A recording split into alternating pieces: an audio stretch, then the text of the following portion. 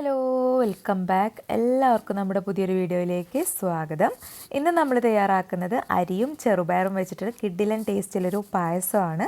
എല്ലാവരും ട്രൈ ചെയ്ത് നോക്കുക. ട്രൈ ചെയ്ത് നോക്കിയിട്ട് നിങ്ങളുടെ ഫീഡ്ബാക്സ് ഒക്കെ താഴെ കമൻറ്റ് ബോക്സിൽ എഴുതി അറിയിക്കാൻ മറക്കരുത്. അപ്പോൾ നമുക്ക് ഇങ്ങനെയാണ് പായസം തയ്യാറാക്കുന്നത് നോക്കാം. അപ്പോൾ നമ്മളിവിടെ അരിയും ചെറുപയർ പരിപ്പും എടുത്തിട്ടുണ്ട് കേട്ടോ. അപ്പോൾ ഇത് ചെറുപയർ പരിപ്പാണ്. സാധാരണ നമ്മളെ ചെറുപയറിൻ്റെ ആ ഒരു പച്ചത്തൊലി കളഞ്ഞു കഴിഞ്ഞാൽ അതിൻ്റെ ഉള്ളത്തെ ഈ ഒരു പരിപ്പാണ് കേട്ടോ. പായസപ്പരിപ്പ് എന്നും പറയും. നമുക്കങ്ങനെ വാങ്ങിക്കാനായിട്ട് കിട്ടും.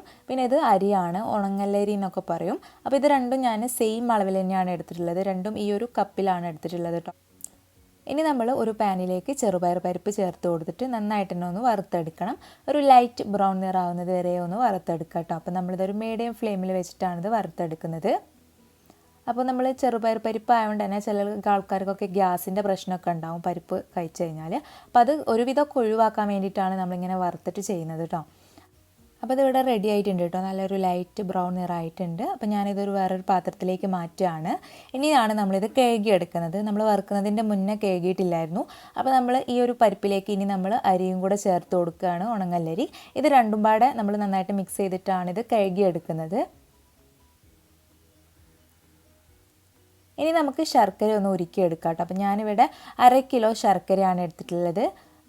അതിലേക്ക് നമ്മൾ 1 ഗ്ലാസ് അളവിൽ വെള്ളം ചേർത്ത് കൊടുത്തിട്ടുണ്ട്.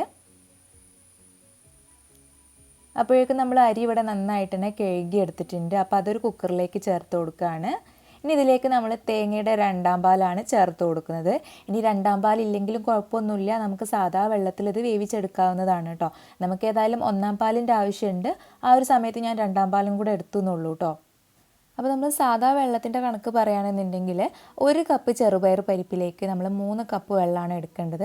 അതുപോലെ തന്നെ 1 കപ്പ് അരിയിലേക്ക് 2 കപ്പ് വെള്ളമാണ് എടുത്തിട്ടുള്ളത് കേട്ടോ. അപ്പോൾ നമ്മൾ ഇതിലേക്ക് 5 കപ്പ് വെള്ളത്തിൻ്റെ ആവശ്യമാണ് നമുക്ക് ഉണ്ടായിരുന്നത്. അപ്പോൾ അതുകൊണ്ട് തന്നെ ഞാനിതിലേക്ക് 3 കപ്പ് തേങ്ങാപ്പാൽ നമുക്ക് കിട്ടിയിട്ടുണ്ട്. അതായത് തേങ്ങയുടെ 2ാം പാൽ 3 കപ്പ് ഉണ്ടായിരുന്നു. അപ്പോൾ അത് നമ്മളിതിലേക്ക് ചേർത്ത് കൊടുത്തിട്ടുണ്ട്. ബാക്കി 2 കപ്പ് നമ്മൾ സാധാ പച്ചവെള്ളമാണ് ചേർത്ത് കൊടുത്തിട്ടുള്ളത് കേട്ടോ. അപ്പോൾ നമുക്ക് ടോട്ടൽ 5 കപ്പ് വെള്ളത്തിൻ്റെ ആവശ്യമായിരുന്നു ഉണ്ടായിരുന്നത്. അതിലേക്ക് നമുക്ക് 3 കപ്പ് തേങ്ങാപ്പാൽ കിട്ടിയതുകൊണ്ട് തന്നെ നമ്മൾ അത് ചേർത്ത് കൊടുത്തു. ബാക്കി 2 കപ്പ് ഇപ്പോൾ സാധാ പച്ചവെള്ളമാണ് ചേർത്ത് കൊടുത്തിട്ടുള്ളത് കേട്ടോ. അപ്പോൾ നിങ്ങൾക്ക് തേങ്ങാപ്പാൽ ഇല്ലാന്നുണ്ടെങ്കിൽ സാധാ പച്ചവെള്ളം മുഴുവനായിട്ടും 5 ഗ്ലാസ് അളവിൽ ചേർത്ത് കൊടുത്തിട്ട് ഇത് വേവിച്ചെടുക്കാവുന്നതാണ്. അപ്പോൾ നമ്മളിനി ഇത് മൂടി വെച്ചിട്ട് വേവിച്ചെടുക്കുക. ആദ്യത്തെ ഒരു വിസിൽ വരുന്നത് വരെ ഹൈ ഫ്ലെയിമിൽ തന്നെ വെക്കാൻ വേണ്ടിയിട്ട് ശ്രദ്ധിക്കുക കേട്ടോ. അപ്പോൾ ഒരു വിസിൽ വന്ന് കഴിഞ്ഞതിന് ശേഷം പിന്നെ ഒരു ലോ ഫ്ലെയിമിലോട്ട് മാറ്റിയിട്ട് ഒരു 3 വിസിലും കൂടെ വേവിച്ചെടുത്താൽ നന്നായിട്ട് തന്നെ ഇത് വെന്ത് കിട്ടുന്നതാണ്. അപ്പോൾ നമ്മൾ ശർക്കര ഇവിടെ നന്നായിട്ട് തന്നെ ഉരുക്കി എടുത്തിട്ടുണ്ടായിരുന്നു. അപ്പോൾ അത് നമുക്ക് വേറൊരു പാത്രത്തിലേക്ക് ഇതുപോലെ അരിച്ചിട്ട് മാറ്റി വയ്ക്കാം. അപ്പോൾ നമ്മൾ അരിച്ചിട്ട് ഒഴിച്ച് കൊടുക്കുന്നത് ഇതിൽ വല്ല കല്ലൊക്കെ ഉണ്ടെന്നുണ്ടെങ്കിൽ അതൊക്കെ പോകാൻ വേണ്ടിയിട്ടാണ് കേട്ടോ. ഇനി നമുക്കിതിലേക്ക് വേണ്ടത് 1 ടേബിൾ സ്പൂൺ അളവിൽ ഏലക്കായ, ഒരു 1/2 ടീസ്പൂൺ അളവിൽ ചെറിയ ജീരകം, ചെറിയൊരു 2 പീസ് ചുക്ക് കേട്ടോ. അപ്പോൾ ചുക്കില്ലാന്നുണ്ടെങ്കിൽ കുഴപ്പമൊന്നുമില്ല, ഉണ്ടായാലും ഒന്നും കൂടെ ടേസ്റ്റാണ്. പിന്നെ 1 ടേബിൾ സ്പൂൺ അളവിൽ പഞ്ചസാര. അപ്പോൾ ഇത് നന്നായിട്ട് തന്നെ പൊടിഞ്ഞ് കിട്ടാൻ വേണ്ടിയിട്ടാണ് നമ്മൾ പഞ്ചസാരയും കൂടെ ചേർത്ത് കൊടുക്കുന്നത്. അപ്പോൾ ഇത് നന്നായിട്ട് തന്നെ ഒന്ന് പൊടിച്ചെടുക്കുക. അപ്പോൾ നമ്മളിതിവിടെ പൊടിച്ചെടുത്തിട്ടുണ്ട്. അപ്പോഴേക്കും നമ്മുടെ അരിയും അത് ചെറുപയറൊക്കെ ഇവിടെ നന്നായിട്ട് തന്നെ നമുക്ക് വെന്ത് കിട്ടിയിട്ടുണ്ട് കേട്ടോ. അപ്പോൾ ഇനി നമുക്കിത് വേറൊരു, അതായത് നമ്മൾ പായസം ഉണ്ടാക്കുന്ന ഒരു പാത്രത്തിലേക്ക് മാറ്റി കൊടുക്കാം.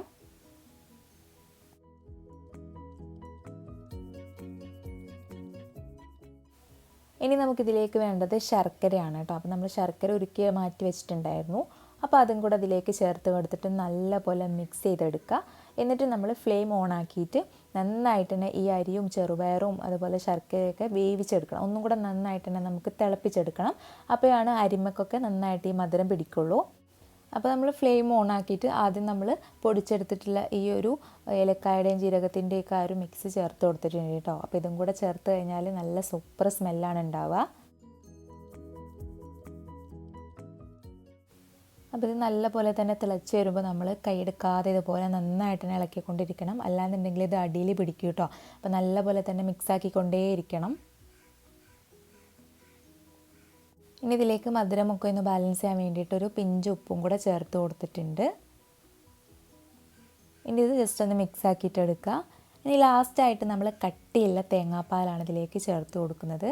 അപ്പോൾ തേങ്ങാപ്പാൽ നിങ്ങൾക്ക് ഇഷ്ടമുള്ളത്ര ഇതിലേക്ക് ചേർത്ത് കൊടുക്കാവുന്നതാണ് കേട്ടോ. നമ്മൾ എത്ര ചേർത്ത് കൊടുത്താലും നല്ല ടേസ്റ്റാണ്. അപ്പോൾ ഞാനിതിലേക്ക് ഇവിടെ ഒരു 4 ഗ്ലാസ് അളവിൽ തേങ്ങാപ്പാൽ ഉണ്ടാവും. അപ്പോൾ അത് നമ്മളിതിലേക്ക് ചേർത്ത് കൊടുക്കുകയാണ്. അപ്പോൾ നമ്മൾ തേങ്ങയുടെ 1/4 പാലാണ് ചേർത്ത് കൊടുക്കുന്നത് കേട്ടോ. അപ്പോൾ നല്ല കട്ടിയുള്ള പാലാണ്. അപ്പോൾ ഇത് ചേർത്ത് കൊടുക്കുമ്പോൾ ശർക്കര നന്നായിട്ട് തന്നെ തിളച്ച് വരരുത്. അപ്പോൾ നമ്മൾ ഫ്ലെയിം ഓഫ് ആക്കിയിട്ട് വേണം ഈ ഒരു തേങ്ങാപ്പാൽ ഇതിലേക്ക് ചേർത്ത് കൊടുക്കാൻ വേണ്ടിയിട്ട്. തിളച്ചുകൊണ്ടിരിക്കുന്ന ശർക്കരയിലോട്ട് നേരിട്ട് നമ്മൾ പാൽ ചേർത്ത് കഴിഞ്ഞാൽ ഇത് പിരിയാൻ ചാൻസ് ഉണ്ട്. അപ്പോൾ അതുകൊണ്ട് തന്നെ നമ്മൾ ഫ്ലെയിം ഓഫ് ആക്കിയിട്ട് തേങ്ങാപ്പാൽ ഒഴിച്ചിട്ട് നല്ല പോലെ ഒന്ന് മിക്സ് ചെയ്തിട്ട് എടുക്കുക. അതിന് ശേഷം നമുക്ക് ഫ്ലെയിം അതായത് നല്ല പോലെ തന്നെ മിക്സ് ആയതിന് ശേഷം പിന്നെ ഓൺ ആക്കിയാൽ മതി. ഇപ്പോൾ ഇതിവിടെ നല്ലപോലെ തന്നെ മിക്സ് ആക്കിയിട്ടുണ്ട്. ഇനി ഇത് ഫ്ലെയിം ഓൺ ആക്കിയിട്ട് ജസ്റ്റ് ഒന്ന് തിളപ്പിച്ചെടുക്കുക കേട്ടോ. അതിന് ശേഷം നമ്മൾ നെയ്യിൽ കാഷ്നട്ടും കിസ്മിസൊക്കെ ഒന്ന് വറുത്തിട്ട് ഇതിൻ്റെ മുകളിലായിട്ട് ഒഴിച്ചു കൊടുക്കാം.